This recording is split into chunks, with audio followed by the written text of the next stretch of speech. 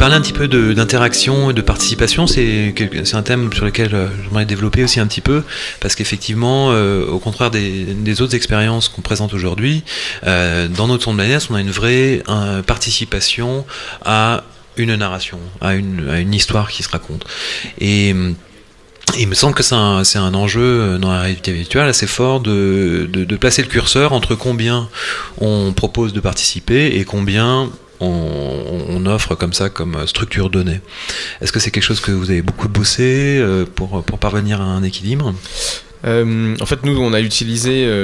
alors, c'est Amaury, Labyrinthe d'Audio Gaming, qui utilise ce terme, et je trouve ça assez intéressant. Il parle de storytelling ou de narration élastique, c'est-à-dire qu'on connaît le point A et on connaît le point B, on connaît le point de départ, on connaît le point d'arrivée, et ensuite, en fonction du comportement de l'utilisateur, on va étendre ou contracter le temps de l'histoire pour s'adresser en fait de la manière la plus adéquate possible à l'utilisateur, à la manière dont le spectateur utilise cette expérience interactive.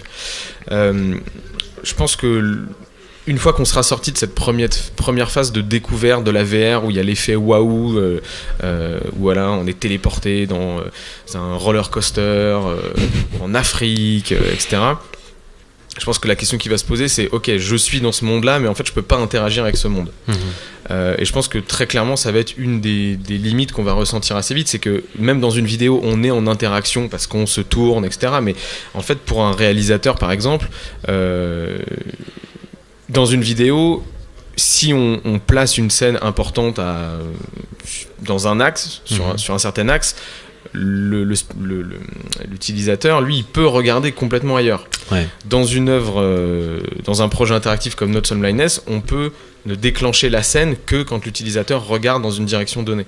D'accord. Donc en fait, à mon avis, il va y avoir dans un premier temps, il y a beaucoup de choses qui vont se développer en vidéo 360, mais je pense que les vraies expériences de réalité virtuelle, ça va être des expériences interactives, même si ce sera de la vidéo interactive, puisque la dimension de réalisation et de mise en scène va passer par le déclenchement d'événements en fonction du comportement de l'utilisateur.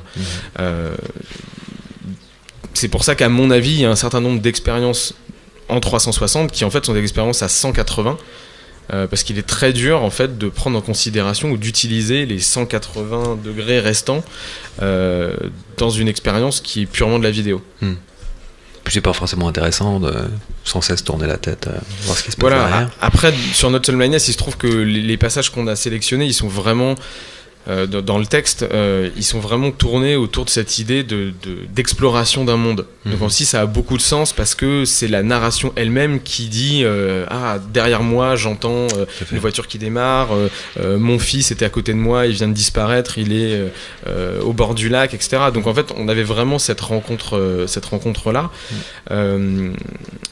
Et moi, un des enseignements que je tiens de ce projet, c'est qu'en fait, la VR, la VR et le device nous ont rapporté de l'immersion, mais en fait, la narration en tant que telle, elle fonctionnait tout à fait dans un cadre 360. Tout à fait. En revanche, dès qu'on a prototypé et qu'on a mis les lunettes, on était dans cet univers-là et tout ce qui était autour n'existait plus. D'une certaine manière, là, on se rapproche de quelque chose qui est proche de la salle de cinéma, c'est-à-dire on rentre dans une salle de cinéma et on quitte le monde quotidien.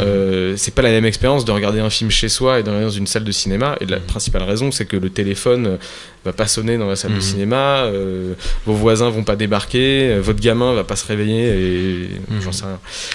Et en fait, la VR permet de retrouver en fait cette forme d'immersion, à mon avis, qu'on a dans la projection cinématographique. Chez Fabula, on parle d'amplificateur d'expérience. On a l'impression que la réalité virtuelle a la possibilité pour les bons contenus, quand c'est bien fait, d'intensifier une expérience, qu'elle soit bonne ou mauvaise d'ailleurs, que ça peut renforcer des choses plaisantes ou déplaisantes, ou des effets d'immersion, mais en tout cas on a effectivement cette chose en plus, en particulier quand il y a d'exploration d'espace.